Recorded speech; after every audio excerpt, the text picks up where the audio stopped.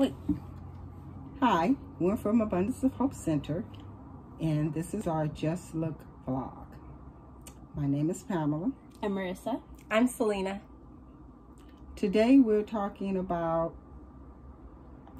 What are we talking about? I didn't even For and nonprofit collaboration. Oh, yes! I'm super excited about this topic because I don't think we talk about it enough as a community. Like, we always talk about how we need businesses and stuff.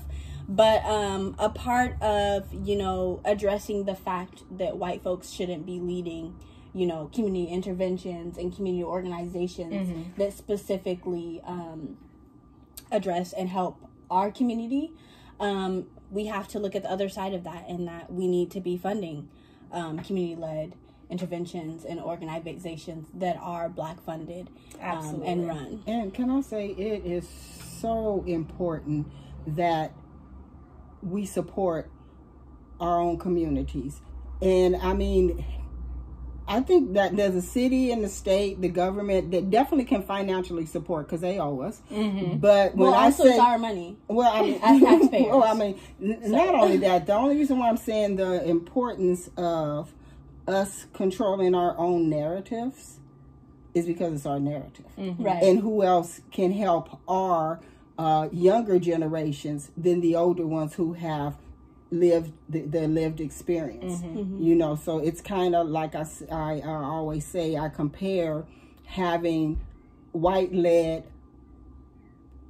interventions or services or helps to me is equivalent to having my abuser come and tend to my wounds. Yeah. And, that's the best way I can put it, in case there's people out there that don't understand what this systemic racism feels like. And to have to walk into a room and have people who have perpetuated our misfortunes, I'll put it that way, nicely, politically correct, have them be our healers too. I mean, come on now. Everybody, a lot of us are familiar with domestic violence and abusers. Yeah. And so we have been in a domestic violence relationship with white supremacy since they came to and stole us and brought us over here. It began with it, and it's still been going on. It's a little more covert. They have these little hoops you can jump through so they can look at you and tell you, well, I'm sorry, but our police follow everything that they're supposed to do. So if it wasn't for videos and cameras and being able to feel the real atrocities that are going on, we'd still probably be going through a lot of them. Yeah.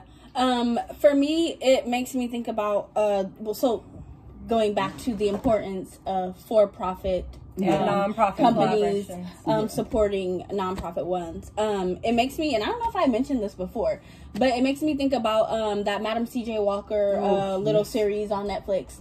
And it really stood out to me that the first large donation that the NAACP got was from Madam C.J. Walker.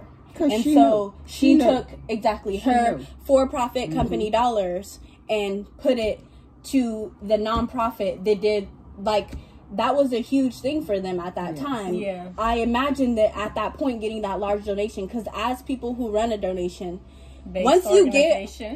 what? You said as people who run a donation-based organization. Yes, donation-based organization, whatever.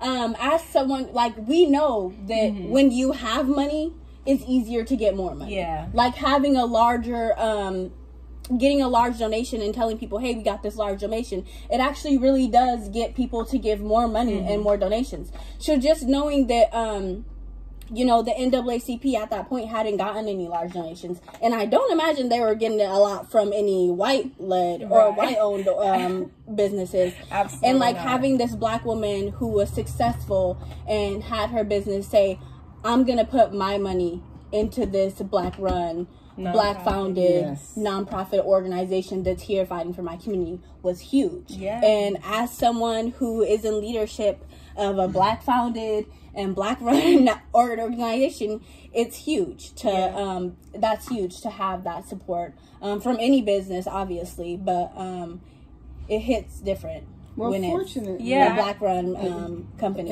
And fortunately, our community has the means that they didn't have in the past. Oh, yeah. You know, that they can come forward. And I have to say, one thing about our community and people who want to do well and want to do good and want to help, and it brings to mind with me, you know, with hearing Serena Williams and Colin Kaepernick opened a Colin Kaepernick. Yes. So I used to call this guy Colin. I just don't imagine anyone would name their child. I know that. I've actually been there, and I'm so sorry because I hate when people mispronounce my name because it's very simple, Pamela, but people do. So I apologize for that. And now I lost my train of thought. Serena Williams and Colin Kaepernick. It brings me to, you know, even with the people in our community, when they do want to do something good, you have to be way more intentional because we did just a little bit of investigating. And I mean, I kid you not, it really boggles my mind that they would open a shelter in South Central and put white people in charge of it. Isn't that It's like, are you kidding me? But I isn't grew that up in kind South of like, Central. I didn't even know that. No. Isn't that kind of how we started looking into? Yeah. How we started Just Look was like, we're like, I wonder how many of these organizations, because I think we started with literally finding out that Serena Williams or Colin Kaepernick, it was one of them first, gave all the money to an organization. And we're like, well, that's great. And that's great what they say that they're wanting to do, but let's look at their leadership. Yeah, exactly. Who's running this organization? Because for me, and what we've noticed in the time that we've been doing the work, and even before that, honestly, is that there's that huge disconnect between, you know, the leadership of an organization, even their people on the front grounds, you know, doing the work, and their participants. So it's like that disconnection. And I've talked to a lot of people that work for nonprofits, and a lot of times they will say that one of the barriers to them providing the services to their participants or their clients is the leadership putting up those barriers and making it harder for them to provide what they need for their participants. For me, what I think about in regard to nonprofit and for-profit collaboration and the importance is like, it's almost like, I imagine like the recycle symbol. Because this is only good for our economic development as a community. Yes. And economic development seems to always be the like goal, but no one ever sees how nonprofit is the missing link in the recipe, you know, that they have for economic development for specifically the Black community. So what I see, what is the missing link is that we have people who are like, you know, support Black-led for-profits, and that's just going to be the way that, you know, every Black person, I guess, owns a business, and then we would all support each other's Black business, and then we all come up that way. But that's just not realistic. No, so the missing link in all of that, you can burn it down or bomb it if that happens. I'm sorry, but I mean, that's history. That is unfortunately history, but that also is a whole other conversation. Address what I was actually talking about. So if I could just, what I imagine as this 3-part, almost like recycle symbol is investment. And how we keep Black dollars in the Black community longer. Circulate. So we need to have our Black community, do go out, do support those Black for-profit organizations, do support that and see it as a way in which we can invest in and build. If I could just get my sentence out, I can very much provide it was in my head, words. And it sounds so good. I'm sorry. Okay, so so yes, definitely donate to the support Black-led for-profit businesses, but also for-profit Black businesses realize that you then need to invest some of your dollars into Black-led organizations that invest into the people who invest in you. See how the recycle symbol then, you know, the 3 little green arrows, right? So one is Black businesses, one is Black community, the other is Black nonprofit. If we're all supporting each other, then the Black community is coming up on all fronts. Exactly. Even the person, you know, who doesn't have a business is still coming up and is still able to then support people who do have businesses, because now they're not homeless, they're not jobless, they're not, you know, this, that, and the other, because the Black-led nonprofits who are being supported by the businesses that they're putting their money into are able to put that money back in, and that investment back into the community. Exactly. And so I very much think that when we think about the economic development of the Black community, we do leave out Black-led nonprofits as a part of that. And I want to talk about how that relates to our nonprofit specifically, not to be the shameless plug. But in youth development specifically, and in our programs where we will be teaching youth job skills and teaching youth that re-education that we know that we need in that mindset to give us more pride in ourselves and know that we can do more things and in that healing process. And then these youth who may have been on the path to where they were headed towards chronic homelessness or incarceration. Now they're not. Now they're citizens who have money. They have careers. They have, skills. Now they can either start their own business or they have more money to support that Black-led or that Black-run business. So now that's more money going into the Black-led nonprofit. Exactly. That's more money going into the Black community in that way. And it's bringing more people that are able to even be those supporters of Black nonprofits or Black for-profit companies, because we know that as a community we haven't been able to build generational wealth like other communities have been able to, and we know there's all these systemic reasons because of that and anti-Blackness. Right, but if the more people that we have that are financially sound and able to have these careers and have these dollars to put in Black companies, then it's that whole recycling thing like you were saying. So that's how it works. Like, we just can heal more people, we can reach more youth that may not be headed to a right path, and now they're headed to the right path. They're headed to success, they're headed to thrive, and now they have more money to support the Black and they're headed to reinvest in the community. Exactly. And with Abundance of Hope Center, they'll have a community.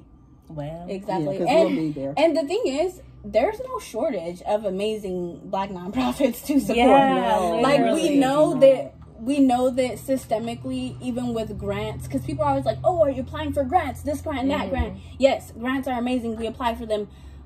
Black run nonprofits are not the first to receive grants. We're not the second to receive grants. Surprise. Exactly. We're not the third to receive grants. We're literally the last to receive grants. Ask any person running a Black nonprofit. And we get them how long it took them to get a grant. Yes. So it's needed. It's so needed.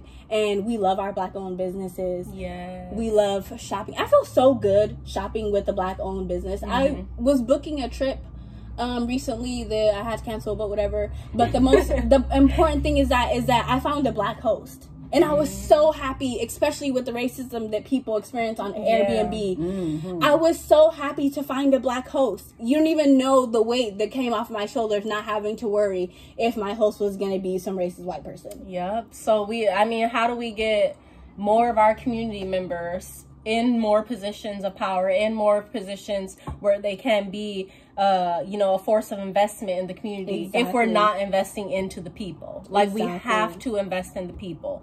Consider that a mandatory part of the revolution. And we have more people that are in positions to start Black-owned businesses when they have that leg up that we know systemically other people have had. Like, we know that I just saw a tweet recently about how we know that what defunding the police looks like in white neighborhoods, because they don't have a ton of police. They have community resources. Yeah. You know what I mean? Like, when they have a youth going down the wrong path, they interject that with the community resource. Yeah. And that's so our youth don't have to get caught up in incarceration. They don't have to go down that path at all, because there are community resources. Yes. Black-led community resources, brown-led community resources. Community-led. Yes. That can be that intervention for a youth, or even for an adult that wants to turn their life around. Second chances are huge. Exactly. Yeah. So we have those resources. We have a lot. I saw a list of over 140 Black-owned businesses here in Washington. I think I was in Seattle. Well, it said in Washington. Oh, okay. But that's huge. And so we really, really, really have to stress the importance of getting rid of the anti-Blackness in our own community, because it reminds me of a couple of restaurants that Selena was talking about. She wanted to go patron, and when she looked into it, everybody that worked in that restaurant was white. Yes, black-owned businesses When the employ black black person people, in there. please. It's like Well, I really told just- myself that the photographer was also black, so counting the owner, that would have made it 2 black people if the photographer also worked for him. But you, Okay. Well, anyways, black-owned businesses. It's not really funny. I mean, we're laughing, but that is seriously not funny because it's brings me back to know your history. Yes, because but it's another topic. Yeah, I know. Right? The only thing I gotta talk We're about wrapping is this if one you up. know your history and you are in a position to put into your community, but you're anti your community, go check your Stockholm syndrome. That's all I could say. And that's it. And that's that on that. But yes, so 140 plus black-owned businesses. There is no shortage of amazing black and brown run organizations. It's not. Pick There's so one, many pick of them two, out there. support it. As we support black run community organizations, we become stronger as a community. We have more viable community members that can contribute to our empowerment and us thriving, and it's beautiful. Yes. And I love it. All right, so let's get into these community affirmations. One definitely jumped out at me. I am willing. For me, I am secure. I am we. Oh, yes, say that. Ashe. She was dropping jewels that day. Yes, Made me she think was. of the woman who was saying that. All right, community. Until next time, we love you. We care. Bye. Peace.